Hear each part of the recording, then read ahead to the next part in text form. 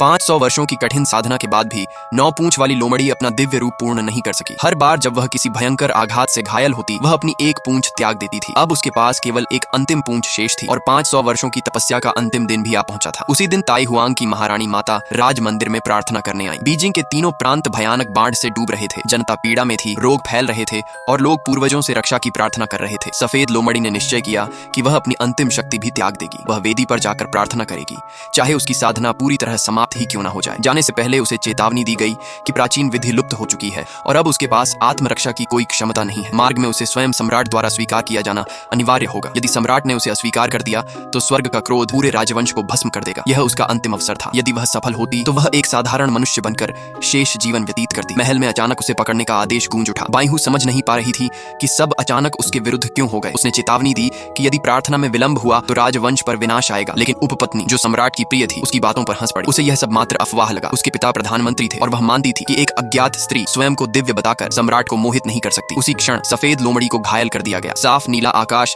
अचानक काले बादलों से ढक गया। बिजली चमकने लगी, मानो स्वर्ग स्वयं क्रोधित हो उठा हो। फिर भी उपपत्नी नहीं डरी। उसने दहकती छड़ी लाने का आदेश दिया ताकि सफेद लोमड़ी की सुंदरता सदा के लिए नष्ट कर दी जाए। जैसे ही सैनिक आगे बढ़े, धरती कांप उठी। पूरा शाही नगर हिलने लगा। पर्वत रक्तिम हो उठा, मानो कोई अग्नि दैत्य जाग गया हो। महल की पूर्वजों की आसंदी भीषण अग्नि में झलकर राख हो गई। महारानी माता समझ गईं कि स्वर्ग क्रोधित है। उन्होंने तीसरे राजकुमार को देश के गुरु के साथ भेजा और आदेश दिया कि जिसने भी पूर्वजों को क्रोधित किया है उसे बिना अनुमति दंड दिया जाए। उसी समय सफेद लोमड़ी के वस्त्रों से एक प्राचीन राज चिन्ह गिर पड़ा। उपपत्नी ने उसे उठाया और स्तब्ध रह गई। यही वह चिन्ह था जिसे उसने कभी पूर्वजों के कक्ष में छूने की कोशिश की थी और सम्राट ने उसे कठोरता से रोका था। अब वही चिन्ह सम्राट ने इस स्त्री को सौंप दिया था। उसका हृदय ईर्ष्या और भय से भर गया और वह भूमि पर गिर पड़ी। महल ढहने लगा और बाढ़ का जल और भी प्रचंड हो गया। बिजली सीधी उपपत्नी की ओर गिरी। भय में उसने अपनी ही बहन को ढाल बनाकर आगे कर दिया। दूसरी बिजली गिरी और क्रोध में उसने सफेद लोमड़ी को लात मार दी। उसी क्षण उसकी अंतिम पूंछ भी विलीन हो गई, परंतु मृत्यु नहीं आई। उसके स्थान पर एक दिव्य प्रकाश फूट पड़ा। उसकी साधना समाप्त नहीं हुई थी।